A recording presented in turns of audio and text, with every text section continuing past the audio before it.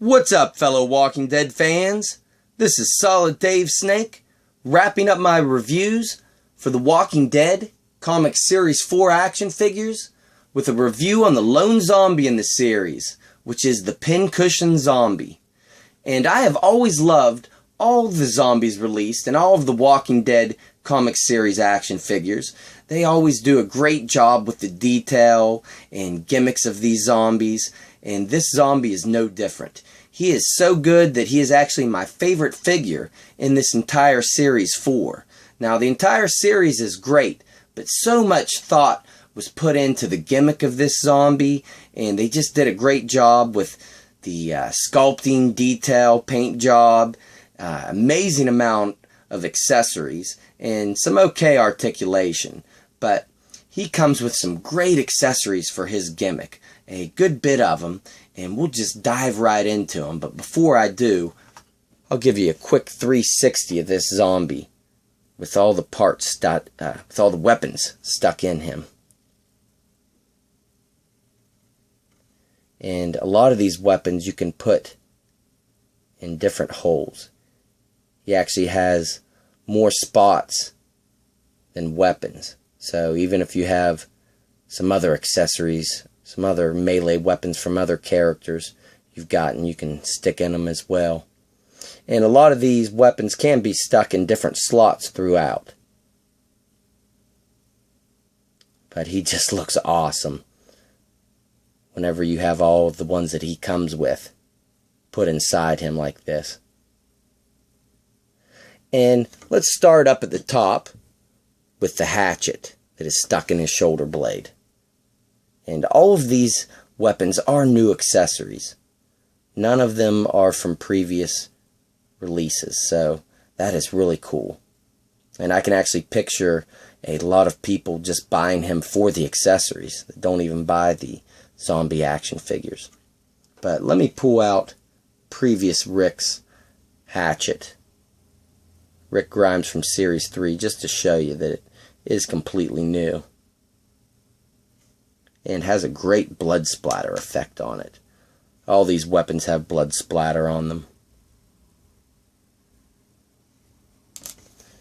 And he has a pitchfork that I have stuck in his chest right now. And it is bloody on one end. The only bad thing about these accessories are you can see where the seams are on one end of each of these weapons. Those are those molding seams from whenever they make these. So another cool accessory, and then sticking out of his back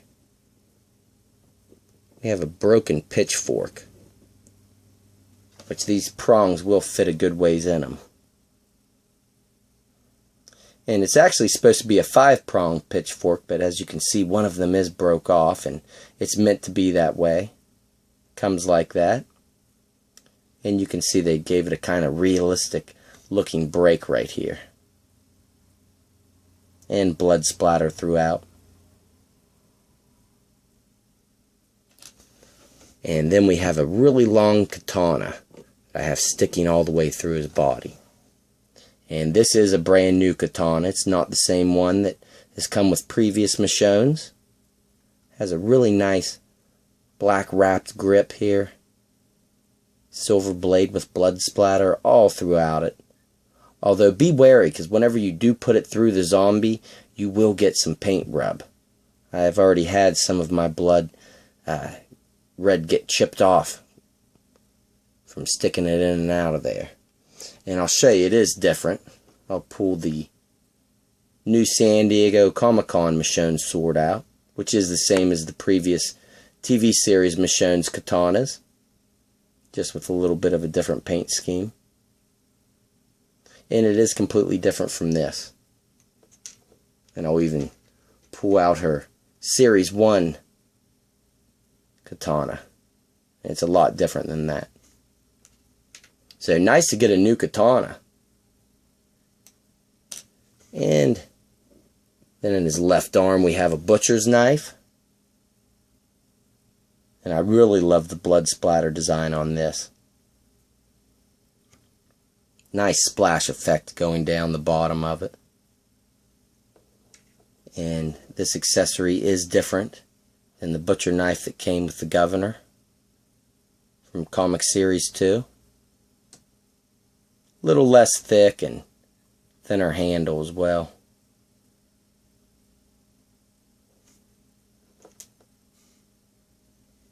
And then we have another knife that I have stuck in his thigh right now. Looks almost like a Mcfarlane knife. Let me get a refocus in here. This one's so tiny it's hard to get a zoom on it. But as you can see, it has some great blood splash effect to it as well, all throughout the blade. He really did a great job on these blood splashed effects on these weapons. And then finally we have a new machete that I had stuck in his right hand thigh. And this is one of my more favorite accessories he comes with. Great blood splash on it. Brown on the handle. Looks great. And now that we have all the weapons out of him, let's get a good look at this zombie all round, from head to toe here. And you talk about a ruthless face sculpt. I love it. This is great. A lot of paint variation in here, from the pale skin tone to the red on all the wounds. Almost looks like you could stick something in his eye, but it's not technically a slot. Would have been nice though. That would have looked good. Great detail on the hair. And I really love this wound on the top of his head. Looks great. The right kind of weapon, you could get wedged in there. But I really couldn't get any of these to stick up in there. Any of the accessories he came with. And his shirt just looks ripped and tattered all over. You can see all the open slots now to stick all the accessories in the front and in the back. A lot of holes running down this left hand side for the pitchfork and for the katana to go all the way through. You can actually see all the way through this hole right here. That's the one I had the katana in. And this slot goes all the way through as well. Slot on his arm.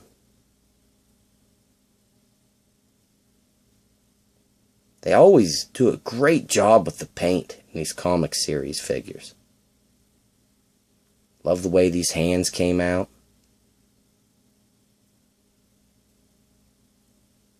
Look really deteriorated, especially this left hand one. You can almost see the bone coming through. Just phenomenal. His pants are green. You can see the slots here that go all the way through. This one looks like a slot, but it is not. And this is one on this side, which will go all the way through.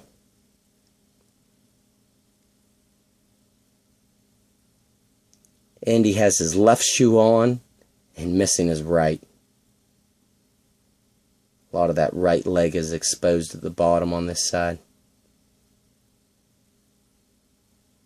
And not too much detail on the bottom of the feet besides the individual toes on the right hand side. So just a gruesome looking walker all around. His detail really screams that he's just taking a beating. Just keeps on ticking. So I love it. It looks great. And articulation, he's not the best zombie, but it's decent. We know that we usually don't get a lot of great articulation with the zombies, so it comes as expected. And a lot of the gimmicks on him kind of restrict the articulation too. But he does have a ball joint at the head, which will rotate all the way around. And look only this far down, but this far up. and a ball joint and hinge at both shoulders, which won't quite go up to 90 degrees, but pretty good ways up, and rotate all the way around. Same thing at the elbows, which will go straight and bend up past 90 degrees and rotate all the way around.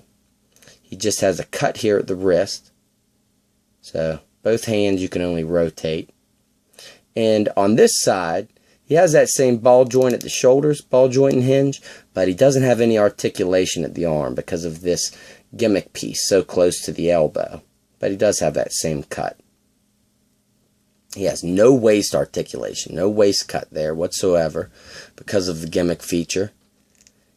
But he does have two ball joints at the hips, kind of like the older figures, how they did them before updating the leg articulation. So he doesn't have the updated leg articulation, but for a zombie you don't need him to kick all the way up.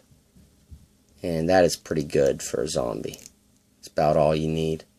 And he has a ball joint and hinge at the knees, which won't quite go up to 90 degrees, but will go completely straight and rotate all the way around. And same thing on this side, which it'll go up a little further because of the way the sculpt is, and will still rotate all the way around. And he has no ankle articulation whatsoever. So not the best articulated zombie, but not too shabby. For his action feature, it's really redeemable. I could care less about the articulation with this figure because his action feature is so great.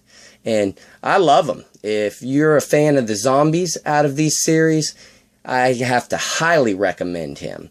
And if you don't, maybe you should consider it because this figure is great.